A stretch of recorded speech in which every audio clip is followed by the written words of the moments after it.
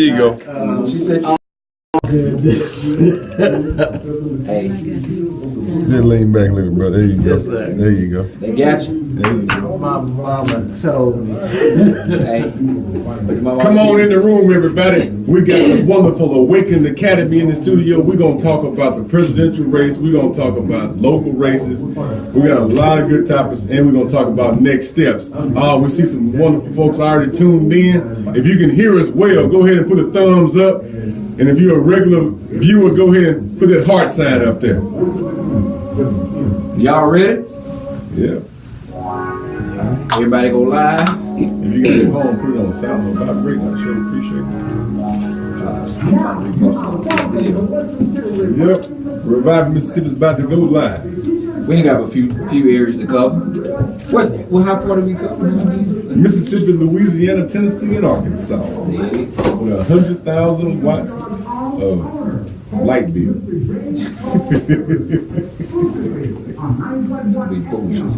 Yeah, that's gonna be a good show. I'm excited.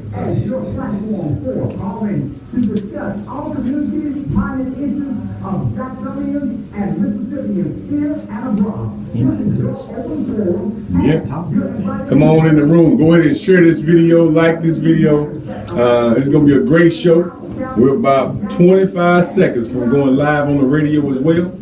The call-in number is 601-948-5950. That's 601-548-5950. We're going to start accepting calls at about 6:30. 6:30. Maybe 6:40. Depends. Post the flyers. Off the top. Off the top over there. Send us in, Henry. Good evening, everyone. Welcome to the Reviving Mississippi Show. I'm your host, Dekeither Stamps. We got a co-host here, Mr. Mac Epps. How you doing, Mac? Man, I'm doing good, brother, but you seem to be in an extra good mood this day. Oh, it's a good day. We worked hard yesterday. We did. We worked hard for good folks like Ebony Cooper and Latrice Westbrooks. Yeah. You know, and we worked hard yesterday. Folks like Miss Yvonne Horton. Right. And right now, they're all leading. They're all leading. Affidavit votes are being counted.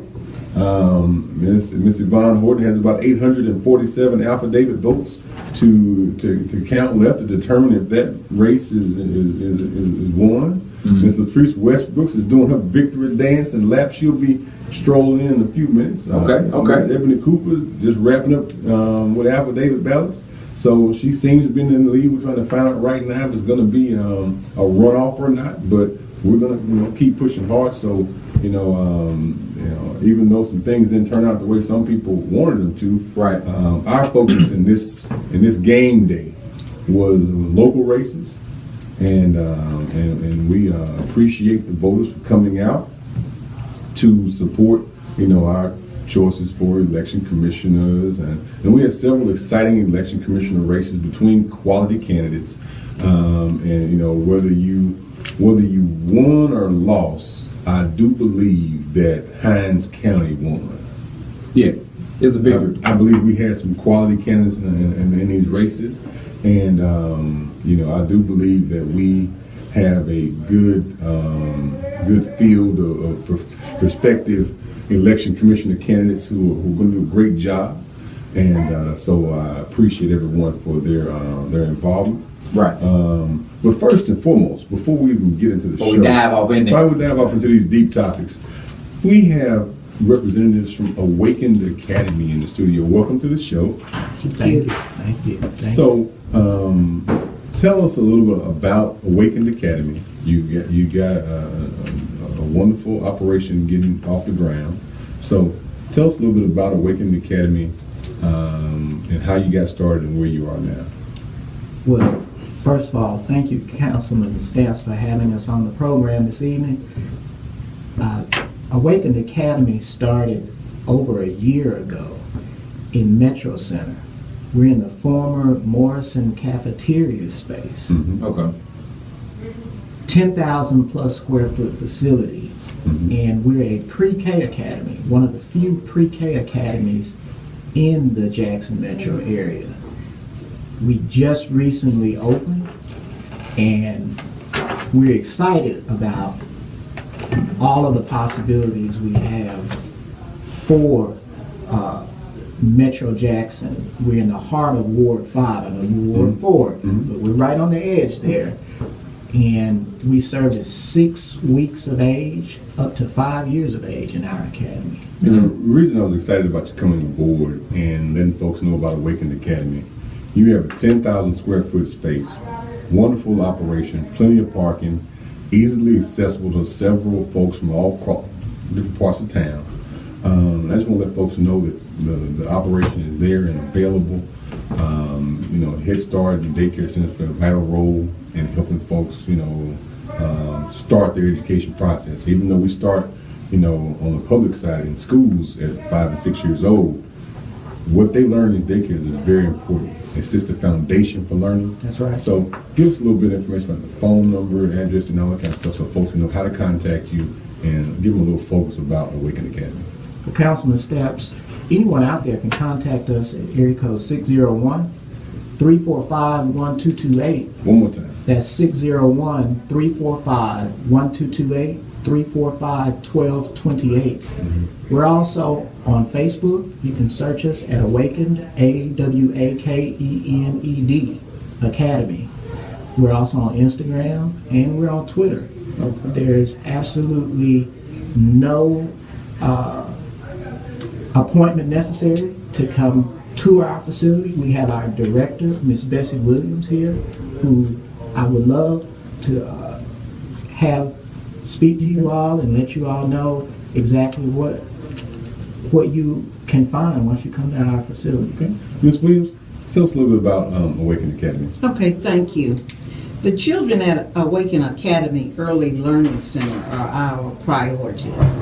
They are provided a safe and secure environment, academics that consist of play, creativity, and wonders of the world.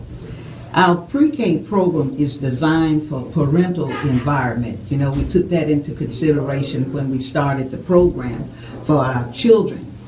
You know, you always hear that all children can learn. And that's true.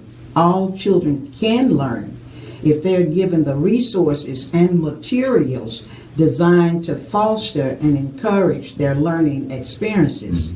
And with these resources and materials that we have for the children, there are things that are designed for the children to explore, manipulate, and use during learning activities and also during imaginative play. And all of these things are age appropriate for the children.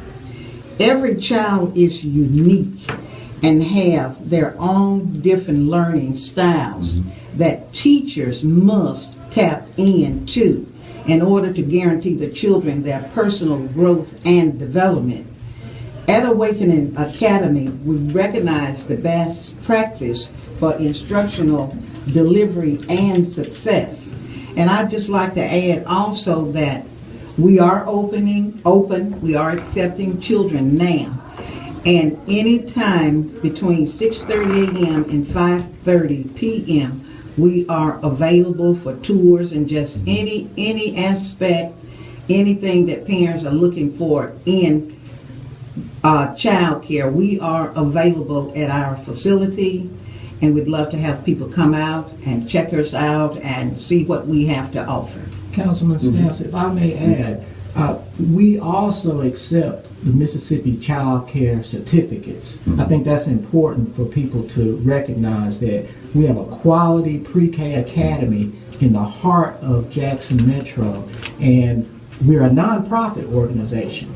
And our goal is to enrich and nurture the lives of our young children coming up. And we do that very well, and we want to expose that to the broader community. Okay. So once again, ladies and gentlemen, Awaken Academy, it's right in the Metro Center Mall where the Morrison restaurant used to be. That's correct. The telephone number is 601-345-1228. That's 601-345-1228. Do you have any parting words you would like to say about the facility? Anything else you would like to share? Well, I just would like to say thank you for having us on the show. We have excellent resources. We have excellent staff. We love our Awaken Academy family. We have playground facilities, outdoor facilities. We are ready and available, and we'd love to have each and every one of the parents who know that security for their children, nurturing for their children, and a quality curriculum for their children is what they want. And I'm hearing that a lot in town, that parents want their children to be safe, they want their children to be nurtured, and they want their children to have a wonderful curriculum, and that's what we offer. Okay. Well, thanks a lot. We really appreciate you for coming, and we're going to set up a tour and come by and read to the children. Yeah, I would love to get you done. It will be soon. I promise you. I got to go out of town. I have to go to DC next week, but right before Thanksgiving, we'll be there probably Monday or Tuesday before Thanksgiving. We will be there with bells on. We will welcome you. Thank you so much. And thank you for coming. Thank you. Thank you, Councilman. And if you're tuning in on Facebook, remember to share and like the video. And the call-in number is 948-5950. We're going to be talking a lot today about next steps going forward after these elections, both locally, statewide, and nationally. There seems to be a little disarray.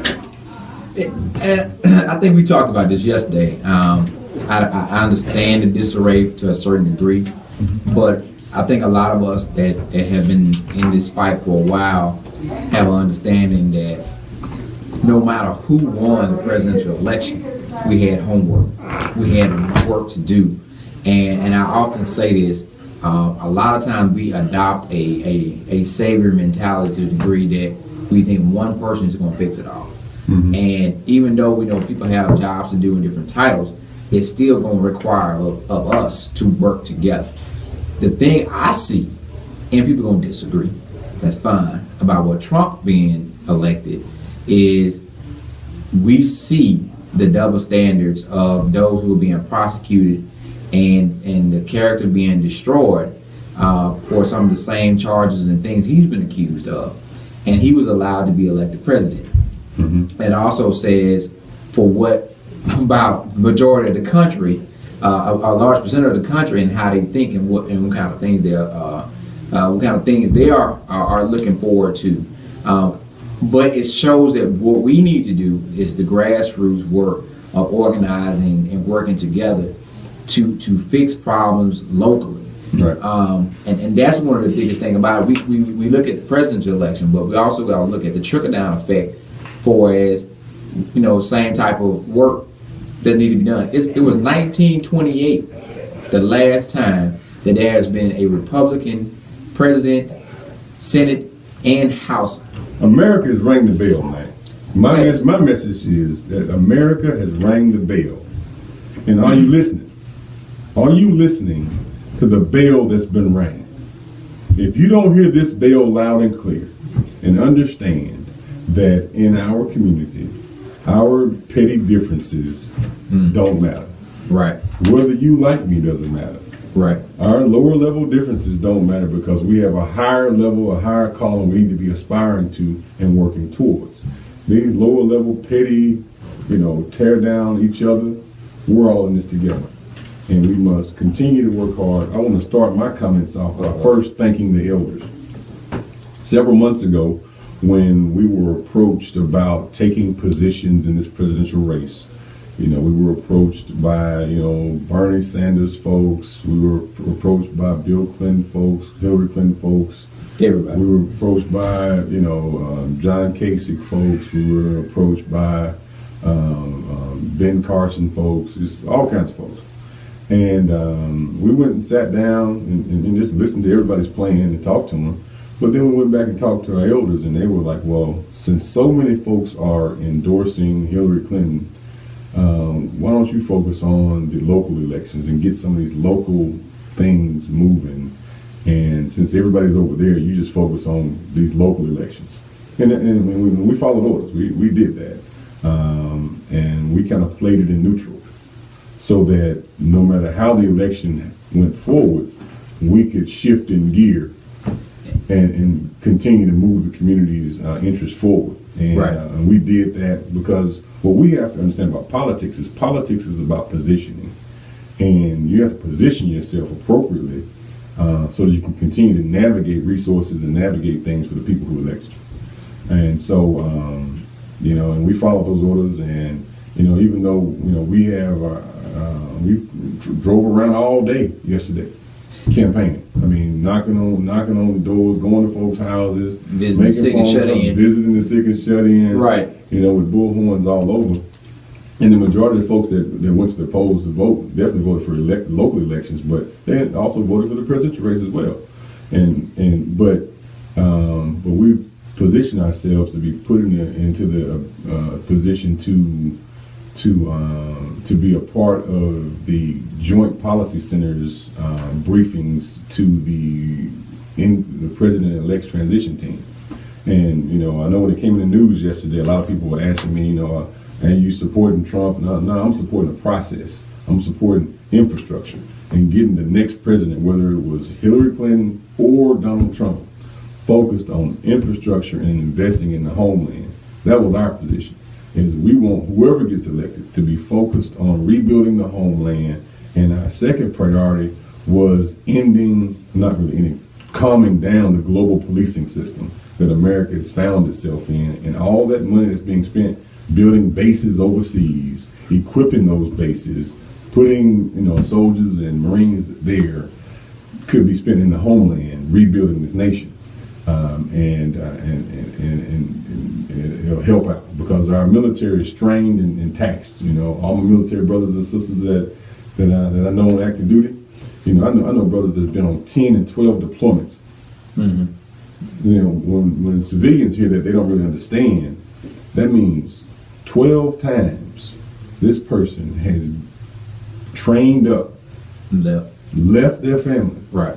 fought, came back home to do it over again, right? Right. In 6 to 12 month stints. I know brothers. I got one real close friend of mine. He's on his 11th deployment. He's gone through that cycle 11 times, and our military is taxed, and so we have to push these issues forward. It affects us here back locally because every dime spent building a base overseas is less resources that can be spent rebuilding roads, bridges, and highways here in the homeland. So our message next week when we go to Washington D.C. is to we'll spend the agenda starts about 7 o'clock in the morning with some roundtable discussions. There were 20 elected officials that were selected from around the country to take part in this. It's the second time we've come to the White House. The first time was about a year and a half ago when I was council president. President Obama asked for 18 city council presidents from around the country to come to the White House to discuss moving the country forward through the different protests that were taking place. Then only 4 of us were asked to return, and they selected 16 more folks from around the country to be a part of the transition from President Obama's team and administration to President-elect Trump's transition team and their focus to let them truly understand the issues at a deeper level so that we can move this country forward. And also to educate the public a little further, there are 2 groups of people for every level of politics. You have the campaign folks who get folks elected, and then you have the governing group that comes in to help them actually do the job. Right. And everyone who campaigns doesn't necessarily get involved in the governing portion. So, and some people in the campaigns will definitely, if they have a skill set that can be used and transition to the governing, can transition well. But when it comes to the president, you elect a president, you really elect who can put together the 7,000 to 9,000 people who are going to run the country. Because every branch, whether it be Army or the Department of Defense or the Labor or Interior or they're big institutions, And we'll be there focusing all day on next Wednesday from 7 a.m. to about 7:30 p.m. In a series of briefings and roundtables all day. I mean, this is not lights and camera stuff. This is sleeves rolled up, going back and forth across the table, hammering out issues, and to move this nation forward. So first, I was humbled and honored that they even selected me in the first place. But we're going to continue to work hard. We've had a series of conference calls, and we have a webcast next week, and we're preparing our position papers. We're almost done with ours. Most folks are just getting started, but we already had most of our material prepared.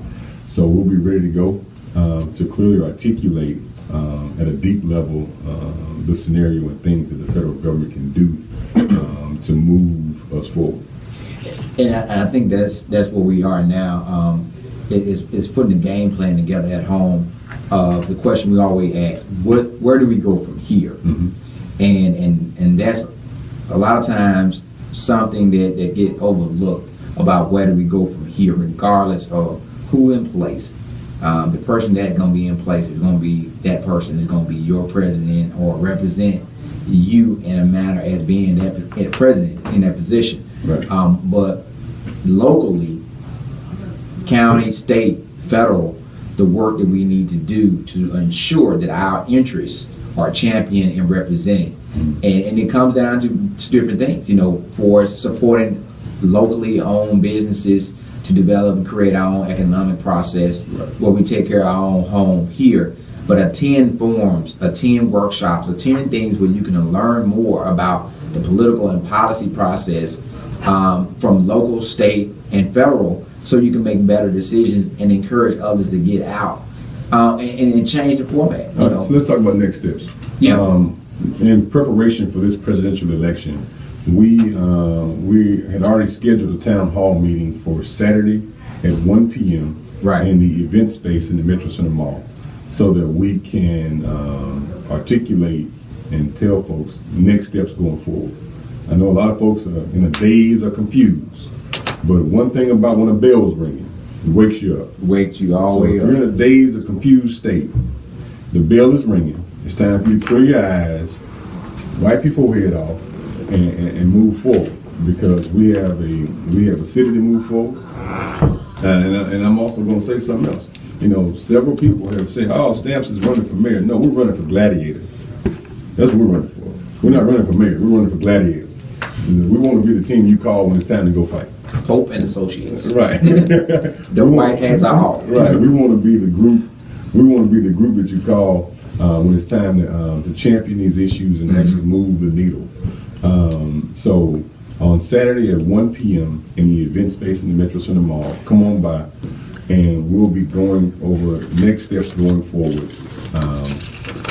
How we've already been moving forward. This is not a new process for us, but we'll be. I believe that now people have the energy to understand that we need to move forward, and we have things that we must do. So come on by the event space at the Metro Center Mall Saturday at 1 p.m. and we will show you what we've already been doing, and then how you can be involved to move this nation forward. Because if you don't hear the bell now, I don't know what it will take. I don't know what it will take for us to understand that in communities like ours, black, white, Democrat, Republican, maintaining a strong local government, local community, will shield you from a crazy state in an insane nation.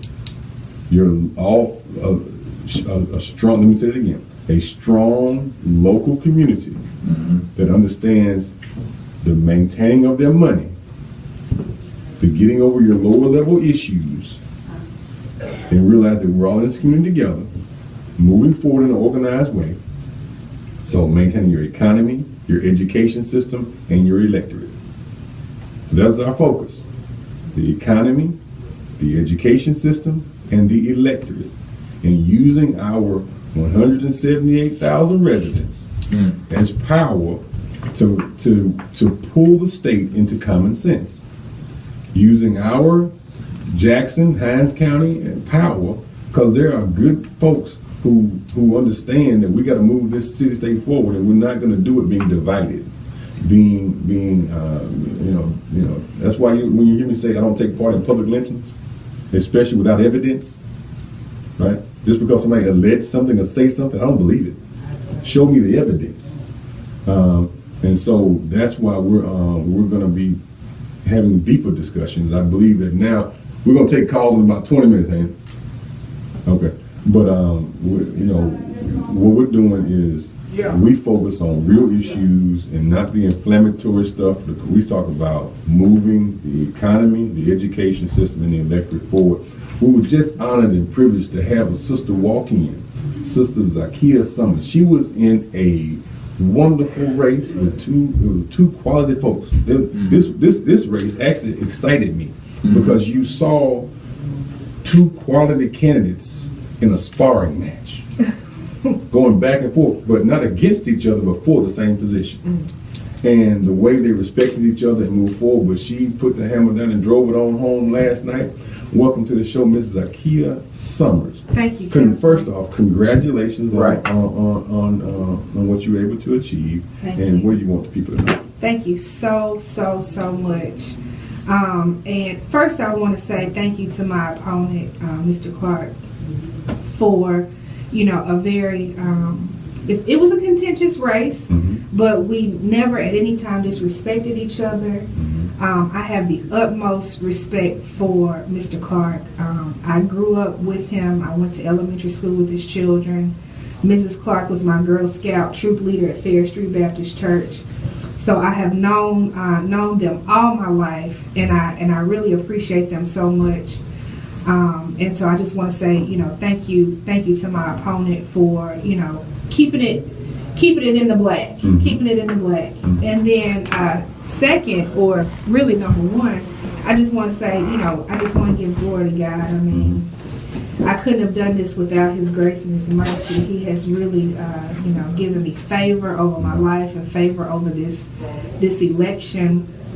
And then last, I want to say, thank you to all of the voters, all of the supporters, all my family, friends, my church family, my colleagues, everybody who came out and voted for me and supported me financially and otherwise, all the volunteers. I mean, it was really a team effort. I couldn't have done this alone. And I'm just so grateful for the team. I'm so grateful for Team Summers. I mean, they really came out last night. Let me tell you a quick story. So we were riding around yesterday in the vote van. The vote van just had, signs that said vote. That's it. No particular candidate, anything like just getting folks to go vote. Right? Now we get to the to the Walmart on Highway 18. We were making circles around the parking lot with the bullhorns going and everything. And we got out, went in, and some brothers pulled us to the side and went back to the truck, and they were like, "Hey, we were Team Summers." That's right. I was like, okay. And so they jumped over, got on Facebook Live. They were excited, and I saw the energy of you through them. And as a candidate myself, when you're able to get folks to buy into what you believe in and what you're trying to do, and they champion it as their own, that's the deepest honor that I had, is that people didn't win because they wanted to get me elected. They saw their progress through what we were doing. That's right. And were able to champion it. So talk about that feeling that you had with your team. I mean, the feeling was just overwhelming. I mean, it really didn't hit me until about maybe 10 o'clock or 10:30 last night. And we were at, the name was so fitting, we were at Next Level Experience. And the name was so fitting because this entire election process, we've been talking about how we can take the commission's office to the next level and really bring some progress to that office. And man, I just broke down. I just broke down because I was just so overwhelmed, and they were all happy tears, but it was just such a grateful feeling. But District 3, now the work begins. And we gotta hit the ground running. And I'm a woman of my word, and so everything I said I was going to do, I am going to do, and I'm looking forward to serving District 3. I'm so thankful to District 3 for, having enough trust in me and having enough confidence in me to put me in that position. Because, I think one of the things that we were able to do with this campaign was really bring attention to how important this position is. Right. I think a lot of folks didn't really know what the election commission was, or didn't even think that we even had an election commission. Mm-hmm. And so we were really able to shine a light on that and educate people and engage people along the way about how important it is to vote, the different steps it takes to register to vote, to do absentee voting, and do affidavit voting, and what that process looks like, what you need when you go to the polls, taking your ID. But on the flip side, we had some issues yesterday. We had some issues, and we're going to have to work through that. The long lines.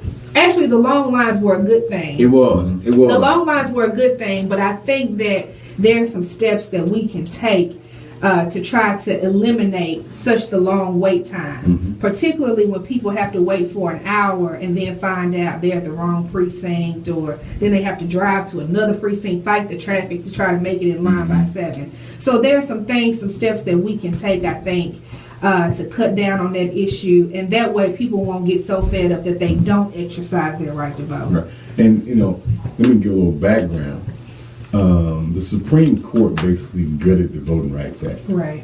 And your election commissioners, wherever you are, and now your job now as an election commissioner-elect, will be to undergird the very fabric of our democracy. Right. The basic fabric of democracy is the election process, the right to vote. That's right. And the Voting Rights Act was the undergirding before. It was the thing that held that up.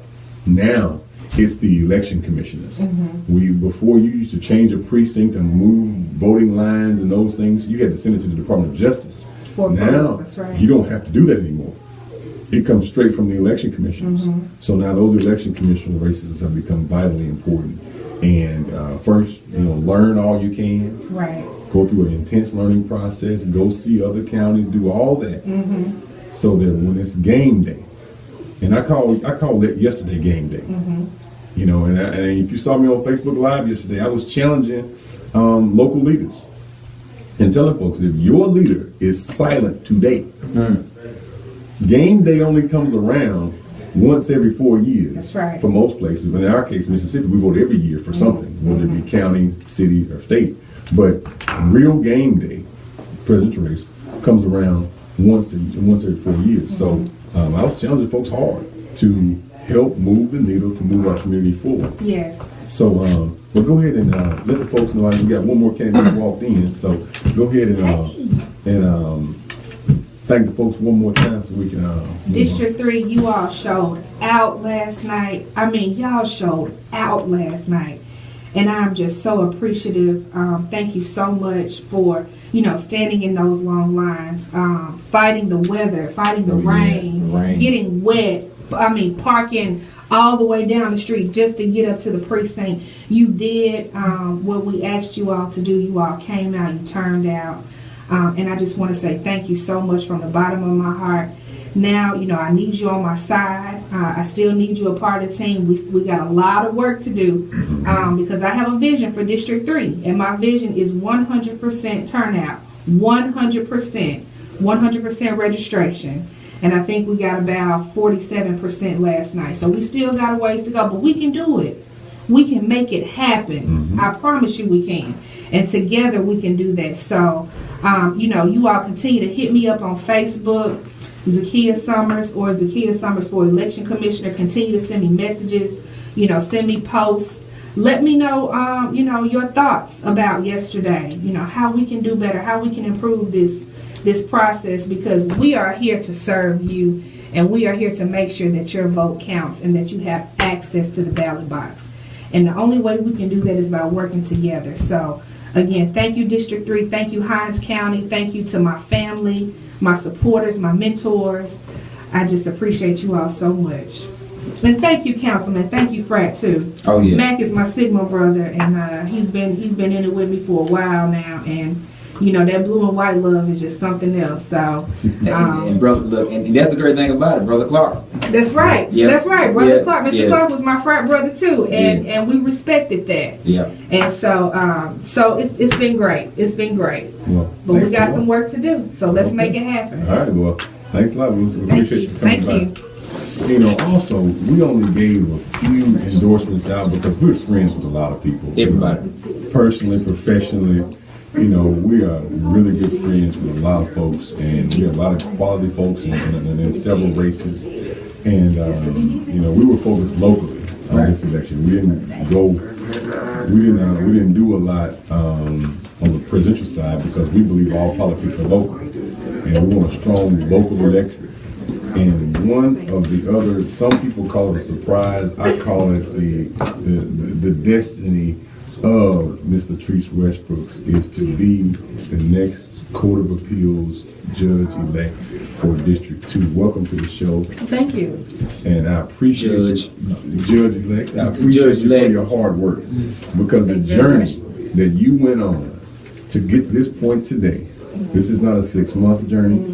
This is not a 1-year journey. No. This is a several year journey to get to this moment, at this time, at this place, doing this thing, through ups and downs, smiles and frowns, highs and lows. That's right. We went through the last election, through the Lumumba campaign, through the Lumumba transition, through this and that, and now we are here. Yes, we are. Latrice Westbrook, judge-elect. Judge-elect. Court of Appeals, District 2. That's correct. Talk to the people, sister. Well, first of all, I want to thank everyone in District 2 for your votes and your support, and just as important, your prayers. I could not have done this without someone out there uplifting me up in prayer. Someone did. Some people did. And so I am so truly grateful and humbled by that. You're right, Dekeither. It has been a journey. But you and I just talked a few weeks ago, and actually when I had announced, you were extremely supportive from day one. And you told me about your love of campaigning. That's right. And I would see. I was out on the road yesterday, actually, letting the voters see my face, and trying to get into as many places as I could yesterday. I couldn't go to every city and town in the district, but I tried to get to as many places as I could. And I thought about what you said, and I said, well, this is one of the things I do like, about. There are many things that I like about campaigning, but this is one of the things that I like, riding around and letting people see your face, see who you are. And I ran into a couple of people on the road who would honk their horn and say, I just voted for you. Or, people saying, I'm praying for you, I wish you the best. And I believe that when people go out of their way to say that they are sincere and that they mean that, and that means a lot, truly, truly a lot. So I want to thank everyone out there for voting me and supporting me and praying for me. Thank you. From the bottom of my heart, thank you. Our love of campaigning stems from our love for people. Yeah. Because you have to truly love people to endure this whole process. Yes. Because elections go back and forth, they get dirty. Yes, they hurt because you're a real person. When people say certain things or do things, it hurts for real. Right? But you still have to, get through that, love them through that. Right. Because they will be your constituent. True. Right, going forward. Yeah. And there are people who mean well, but just can't, commit to doing what they thought that they could do in the beginning. And when that happens, that's hurtful too. Right. But at the end of the day, like you said, you have to love the people, and you have to love. There's something you have to find in the process that you love. For me, not only is it traveling and meeting people, but it was also going to the churches. And, one song used to come up all the time in most of the churches that I visited, besides Amazing Grace. It is, I Need Thee Every Hour. And as a child, when you hear that song, it's, if you know the song, you know the hymn, it's slow and it starts out. And if you're a child, if you're, 8 years old, you're thinking this song is kind of boring. But as you get older, you start to appreciate the song. You start to listen to the words, I need thee every hour. And you really think about that. And you say, you know what, Lord, that song is so absolutely true. I need you every hour, every minute, every second of the day, especially when you're going through a process like campaigning, which can take a toll on your mind, body, and spirit. So I sent you a message. I'm going to say it publicly. Yes, you did. well, I tell everybody this. When you go through the campaign process, after the election, you're probably going to get sick because you've been enduring and meeting a lot of people all these months, and you've just been fighting through it. Take some time to make sure you're okay. Yeah. So that you can serve properly, because after you're elected, the campaign goes away. Yeah. And now you're left with the most challenging task of all, and that task is being effective. Yes. To get elected, what I found during the campaign process, that the campaign was as hard as it was. Yeah. That's the easy part. Yeah. He's right. Being effective is the hard part. Keeping Being grounded and centered. Yes. Because everybody has a different way they want to spin you and turn you.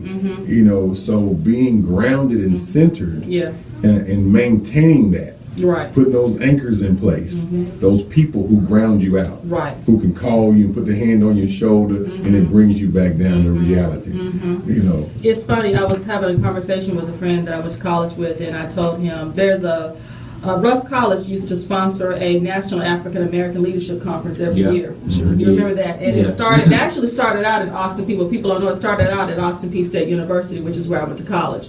Dr. A.J. Stovall at Rust was one of the key instrumental figures in getting the conference going. And so when he left Austin Peay and came to Rust, he brought the conference there. And so that conference, and I was telling a friend that conference was key in keeping me grounded or giving me the nourishment that I needed to, know that what you do throughout the year in terms of trying to be there for the everyday man, everyday woman, everyday child helps keep you grounded, because you're right. You come into a lot of people that we know, a lot of our colleagues, a lot of public servants come into pitfalls, or they get off focus because they run into a lot of obstacles, and we've heard about them. There's no need to go into them this evening, but you run into a lot of things. So it's good to have someone, like you said, or something to help keep you grounded, help keep you focused on what your ultimate goal is, and I think what your ultimate purpose is. And right. if you can stay grounded and on task with your goal and your purpose, then you won't have a problem avoiding those obstacles. You know, one thing I also love in this process is to see the maturation of people as they go through the process. Yeah. You know, sitting back this time, and Dekeither just left, and where you started and then where you are now, just in the articulation of your positions, you've done it so many times. Now it becomes easy for you, and just that process. I said the same thing about Councilman Melvin Priester and Mayor Yarber when they went through that in Antar, when they went through that short campaign last time. Just that what that does, and the accountability that when you're around so many people and you're trying to, build yourself to that point to actually win. That maturation process is very, very exciting to see. And I can see it just glowing on you. I can't wait you get your robe on and swearing. Now, when's the swearing in? We are trying to get that together now. I actually am doing some things to try to put all that together. So we're looking at either towards the end of the year or the beginning of the year. Okay. Of course, once I get in there, I have to start working as soon as possible, right. January 1. Wow. So, but we're trying to figure out when that's going to be. But I tell you one thing for sure, this I know for sure. Once I know, Councilman Dekeither Stamps and Mac Epps will know. Okay. And I will expect to see your faces there. And we're going to let everybody else know. We will move it all. We will move it into the top priority of our attendance. I'm sure that the rest of the team will be there as well. Yes, and you too, Handy. You too. Yes. Oh yeah, and what the thing about it is, what we're hearing right now are some of the things we talked about, creating that bubble, that shield, that gladiator effect, when you don't see the things go like you wanted in the federal level or the state, but creating the process with having someone that's connected and willing to educate and organize the people from the election commissioner spot, from the Court of Appeal spot, and we're changing the demographics or the local position. So that we're building from the ground up. That's right. Instead of building a house. I don't understand how you build a house and put the roof on first and not put walls and all that type of stuff. So now we're building the house to where it needs to be, where we can have that local community support, when we're talking about economics. Because one thing we just talked about for the town hall meeting, hopefully you guys can come out. And that'd be a good time to meet. I know you're tired. No, go get some rest. I told her to get away from the He did. weekend. Leave. Come back next week. Come fresh. Yeah. We'll worry you then. Right, because you gotta get your own stuff together. I'm sure you got some stuff around your house you haven't done. But again, ladies and Ooh, gentlemen. thank God for my mom. She came today. Right. So Yeah. on, You got that pot of on rice Saturday, sitting on the stove. Right, on Saturday, on Saturday at 1 p.m. in the event space at the Metro Center Mall, we'll be having a town hall meeting in conjunction with Mississippi Move, WJMI, Kixie. Yeah, Kixie. So we have several organizations there, and we'll be discussing next steps, but not talking. We'll be Planning. showing you the things that we've already been doing and how you can actively participate. Because the things we do are all direct action things. We don't just meet to meet. No, we not like that. meet to teach to do. To learn and also learn. Yeah. Right, and then we do things, very simple things that you can duplicate and go do yourself. So we'll be talking about the 12 things that we need to do right now, immediately, and continue to move the ball forward from there. But back to The trees. Judge. Judge. Westbrook. All right. Talk about the district so the listeners can understand. Sure. Are they a part of this? Okay. Well, first of all, the Court of Appeals is divided into 5 districts. And I serve District 2, and that comprises of 24 counties, all the river counties in the Delta, from Tunicum all the way down to Jefferson County. You go over east, and it includes Panola County, Tallahatchie County, Grenada, Atala, Madison, Leake counties, which are all split counties. So that's as far east as it goes. So even though I represent District 2, which happens to be the largest district in the Court of Appeals, out of the Court of Appeals districts, I will be listening and hearing cases and reviewing cases all over the state. So that's exactly what will be happening on the court. So again, even though I represented just a fifth of the people in the state or the districts, one of the districts, I will be hearing appeals from all over the state in both criminal and civil matters. Wow. And so we'll be continually educating and also preparing to support you. Thank you. Because you'll need continual support. Prayer. And prayer. Yes. And also feedback to the community so we can learn how these different races, how the different positions touch our lives, and it'll help us navigate these government systems. So we appreciate you for your time. You can hang out with us. We got about 15 minutes left to go on the show. Ladies and gentlemen, the telephone number to call in is 601-948-5950. That's 601-948-5950. Matt, we got a few announcements we want to make. Yes, sir, we do. You're just talking about the continuation process of where do we go from here. Town hall meeting this Saturday at the Metro Center event space at 1 o'clock.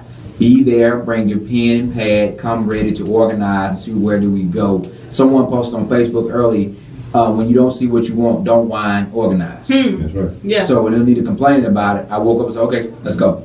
The next step we have also going on that same day at 4 p.m. at the Nest that highlights across the street from Tougaloo College. We will have a showing of the Black Power Award ceremony that's going on in Atlanta.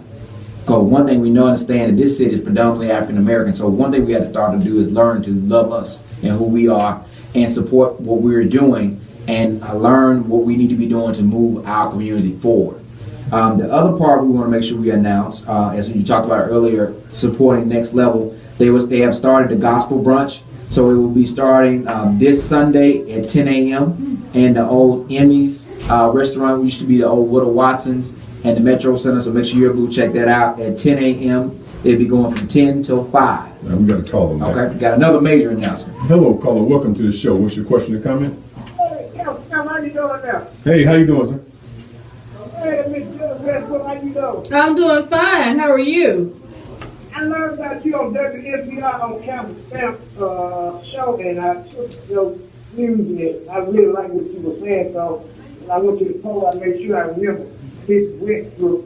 I voted for you. Thank you so much. I'm glad that you won, so I know you're going to do the right thing for you. That's in your head right here, so I congratulate you. Thank you so very much. I really appreciate that. I believe what you were saying, so I appreciate it. You won, so thank you very much. Oh, you're welcome. Thank you, brother. We appreciate you. Stay tuned for more. All right. And as you know, November the 22nd marks the 3rd annual Sleep Out for the Homeless. Councilman Stamps has come out and spent the night and supported. So this Friday at 4 p.m. in Poindexter Park, we'll be doing the press conference to get ready for the Sleep Out, which will be Tuesday, November the 22nd. We chose that day. For the press conference this Friday, because what is this Friday? This Friday is also Veterans Day. And we know that a large amount of our homeless are veterans, whether they're suffering from PTSD or just when they came back from overseas, did not have a support system in place. But these are folks that put life and limb on the line for sometimes they didn't even know why. And now they are here and being disrespected and overlooked by the same citizens that they swore their life to protect. So we will be out there in the park, Poindexter Park at 4 p.m. Hold on. That's Pittman Park now. Pittman Park, excuse me. Rename that park. Because Ms. Pittman came over here and called up here and whooped me. Right, so in Pittman Park, and it's our annual town hall meeting as well for the homeless. When you sit down, these brothers and sisters have some of the most amazing ideas. They come from all different walks of life. And, you know, most of the time you have little town hall meetings that last an hour and a half and you go home. But when you can sit down and break bread and actually have conversations with folks all through the night, and then you make your little pallet on the ground there, and you go to sleep, you wake up in the morning, have breakfast, and leave. Now you're left with a different perception. You're left with real relationships. Right. So we encourage everyone to come on out to the park and participate in the town hall meeting / sleep out. Right. So that you can really empathize and understand the situation some of these folks are in, because most of us are 1 or 2 steps away. One paycheck. One paycheck. I mean, people are ending up homeless because they don't have a support system. Right. And then they just lost their job. And without having a support system, you can't afford to pay for your house or apartment.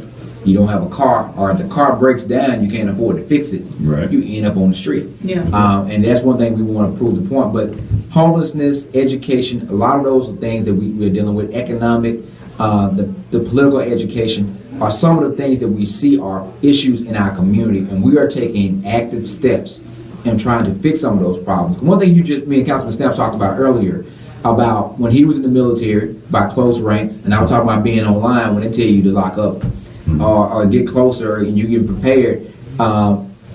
You understand that no matter where you started from, where you came from, no matter if your line brother forgot to wear deodorant that day or he ate onions, you are in close proximity with somebody and you have a common goal.